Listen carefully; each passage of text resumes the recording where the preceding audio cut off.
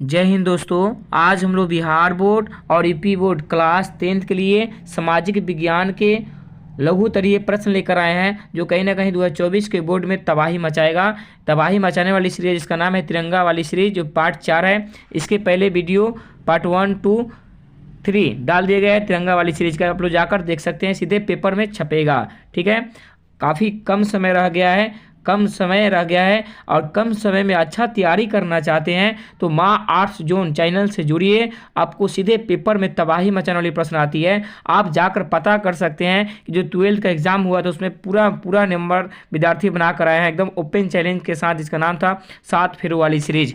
ये भी सीरीज में के अंतर्गत ही इस प्रश्न को पेश किया गया है। आएंगे हम लोग पॉइंट पे, जानेंगे क्वेश्चन। पहला क्वेश्चन है, क्रांति से पूर्व किसानों की स्थिति कैसी थी? तो इसका उत्तर होगा, क्रांति से पूर्व किसानों की स्थिति अत्यंत दयनीय थी। उन लोगों के पास छोटे छोटे खेत थे जिन पे वे पुरानी ढंग से खेती करते थे, जिसके कारण करों के बोझ से दबे रहते थे। ठीक है, याद रखेंगे, आप इसको समझेंगे। देखिए, रूसी क्रांति से पहले, यानी रूसी क्रांति 1917 में हुआ था, उस क्रांति से पहले वहाँ के किसानों की स्थिति अत्यंत खराब थी।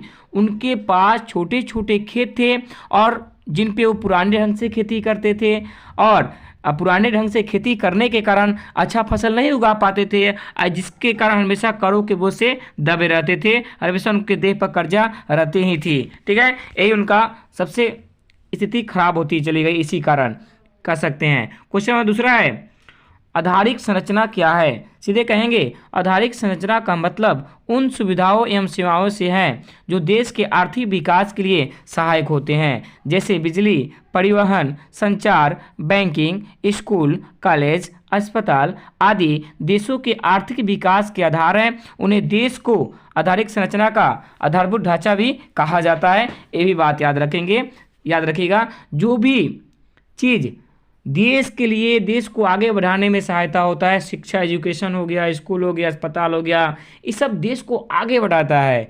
इस जो बढ़ाने का कार्य करता है उसी को आधारिक संरचना कहा जाता है। ठीक है, याद रखेंगे, देश का आधार इसको माना जाता है।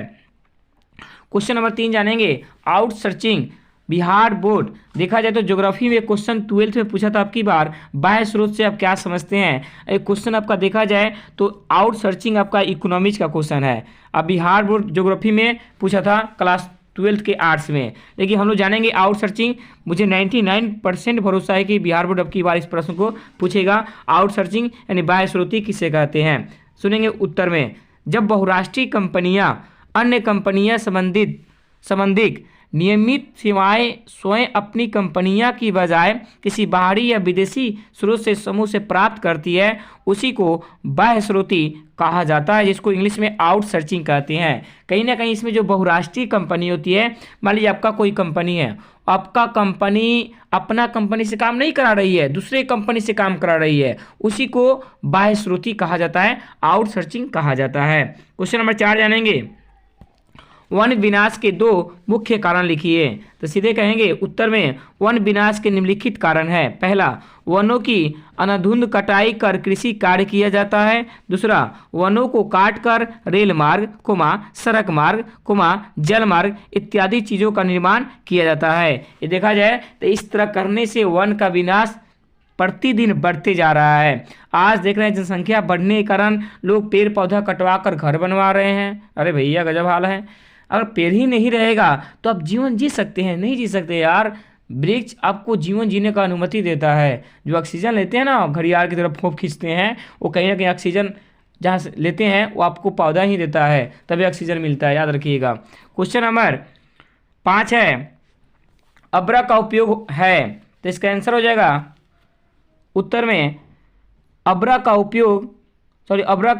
क्या उपयोग है? अब्रा का क्या उपयोग है? उत्तर लिखेंगे, अब्रा का उपयोग बिजली के मोटर, डायनेमो, हवाई जहाज, भट्टी की चिमनी तथा, सजावट का सामान, रोगन चिकनाई के तेल तथा अग्निरोधी सामान आदि बनाने में किया जाता है। यानी अब्रा का उपयोग सबसे ज़्यादातर विद्युत मोटर में की जाती है, डायनेमो में की जाती है, जहाज में की जाती है, सजावट के सामान में की जाती है, इत्यादि सब सामानों में अब्रा का उपयोग किया जाता है। ये बात याद रखेंगे।